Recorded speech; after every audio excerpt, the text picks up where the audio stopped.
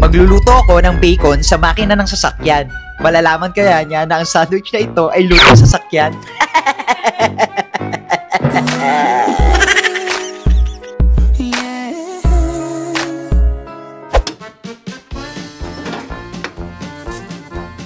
Dahil aalis kami maya-maya, kailangan na nating ilagay muna sa foil ang bacon.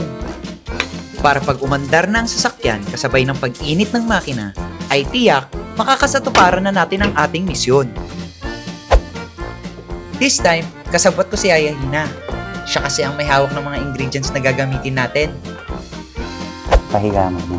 Dito ka na lang kaya, mamaya. Oo, dyan ka. Ini-start ko nga pala dito yung sasakyan, pero hindi naman ako yung magdadrive. Let's go! Inuuto ko nga pala yung asawa ko dito, para hindi niya mahalata.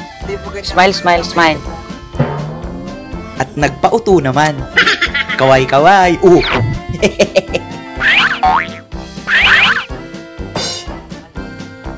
Naluluto na kaya yung bacon natin? Kaya ka namoy. Amoy na may nasusunog. Anong amoy na susunog? Parang may nasusunog. Wala. Ikaw yun eh. Amoy kang sunog. Munti ka na tayong mahuli kanina. Sisimulan na nating i-prepare yung bacon sandwich natin habang si Vena ay namimili sa loob.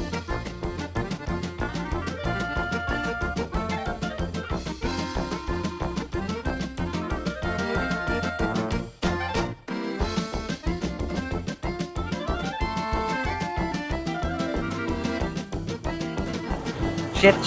Bilis. Wala yung ketchup. Di ko na ilagay yung ketchup. Kasi baka lumabas na si Vena. Ay, teka lang. Hawakan mo. Nakaano ko apron. Teka lang. Oh, itago mo.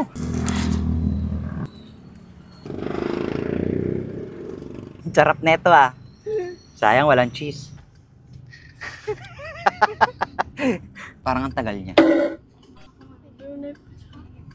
Hindi, magsasamgyupsal kasi kami mga kasatsat. Paano ba ito ibalot? Ay, ganito po.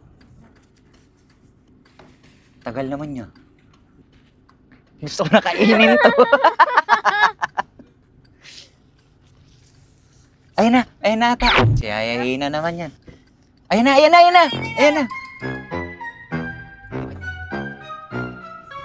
Han! Kailangan bumili onion leeks. Bumili ako. Bumili ako riyan. Doon oh, may nagdaan dito. Ano yan? Bilis. Bumili ako onion leeks. Ate. Ang galing. Sarap?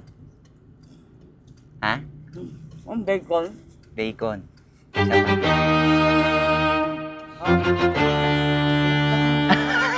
Bakit? Lumuluwa! Bakit? Malansa? Hindi, masarap. Oo, masarap naman pala eh. Wala akong tinapay. Bawal kang tinapay. Niluto ko to. Masarap! Saan mo niluto?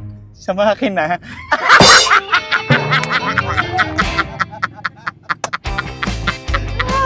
Kaya pala sabi ko, parang may... Hindi, amusin mo! Kanina. Bakit niluto sa makina? Kasi ang init ng makina, di ba? Oil. Tingnan mo, kaya masarap? Ay, Masarap parang naman. gusto ko din. Masarap. Masarap. Buti naluto yung ano doon, bacon. Patingin nga. Ay, masarap nga. Oo. Masarap. Galing. Sarap. Sarap. Kaam!